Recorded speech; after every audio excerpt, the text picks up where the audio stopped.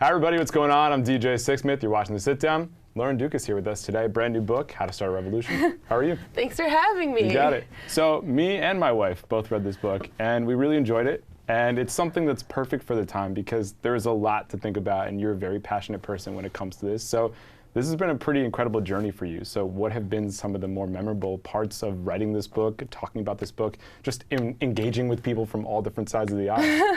Well, it started for me with the election. Mm-hmm. I woke up on November 9th, 2016, completely shocked by Trump's win, like so many other people. And what it changed for me is my sense of agency.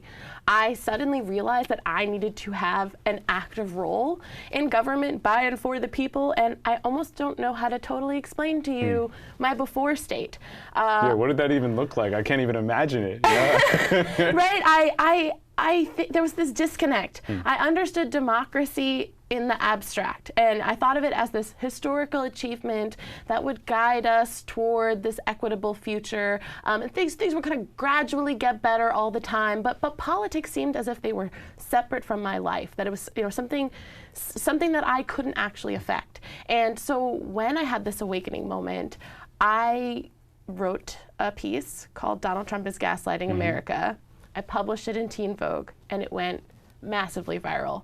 And it completely changed my life. I was catapulted to this public platform, and because the piece was published in Teen Vogue, I became this kind of informal spokesperson for young people.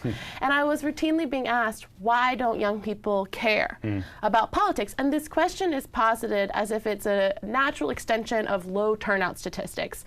Young people don't vote, so they must be apathetic. Except from my own experience, I did not feel as if that was the case. I was passionate about social justice before, but I didn't have a sense of self-determination in terms of raising my voice as a political subject.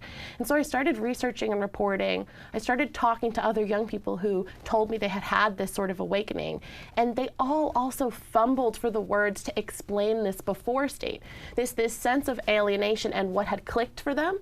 But what was different now is that they had this sense of agency. They had moved from passively navigating this broken system that they did not care about, but they felt disenfranchised to change. And what happened with Trump's election, or whatever woke them up. Maybe it was the Black Lives Matter movement, later Parkland, Me Too. They saw the structural realities of the status quo and their role within it, and insisted on having the agency to be the change they wished to see. And that might have meant running for office, starting nonprofits, or at a lower level, just regularly taking civic action.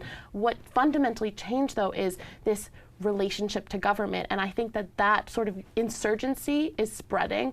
And it's been, when I first responded to the election, I had this overwhelming sense of fear and dread, and things are still absolutely horrible and in a state of the dumpster fire, but I am really optimistic at what I'm seeing among the youngest generations, which is a fundamental shift in how we think about citizenship. I think that's most surprising to me, is that how engaged people have been post-Trump being elected, because we knew that it was going to be a really difficult situation for a lot of different people, but it was people that hadn't been marginalized before that were really starting to feel things for the first time, and then those people are jumping in. So you document a lot of different young people here from Parkland all throughout the country.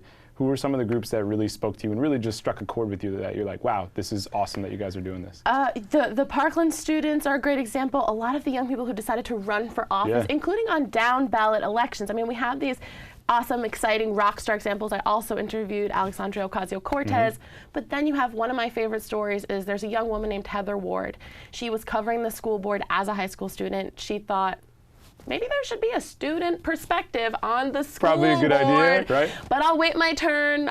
It'll happen eventually. I'm not ready yet. She didn't feel as if she had permission. And then he won.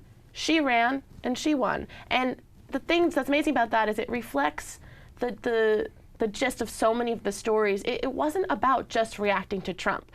So many of the amazing young people I spoke to were tapping into the issues they cared about before, the things they were passionate about that they thought someone else would change or they would eventually have the right to change. And with this awakening, they said, well, it's got to be me.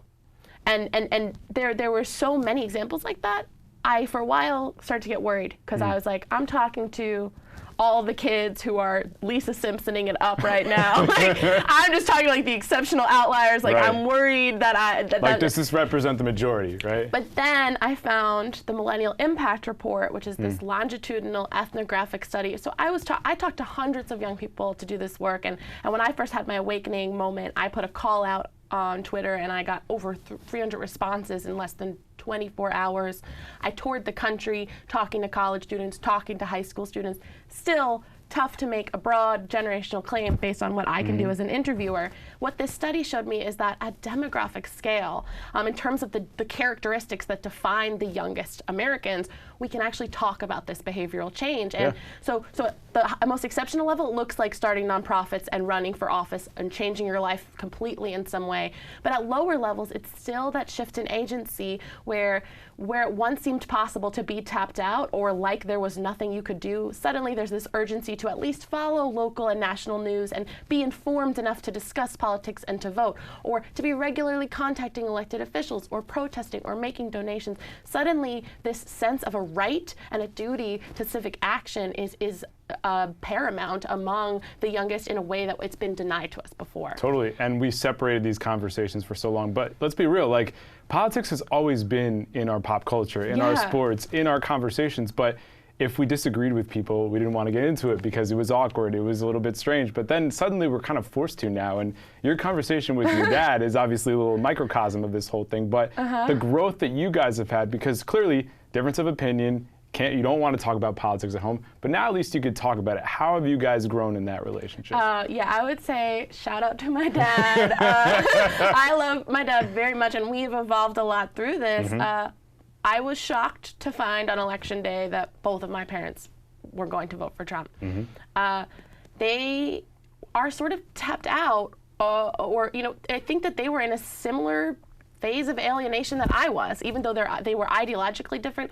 Their attitude, their relationship to politics, it was this sense of, well, our votes don't really matter. They didn't understand their complicity in the system, and I was horrified by this man winning and that my parents had voted for him. So I cut them off for a long time because it was their rule that we were not allowed to talk about politics. Right.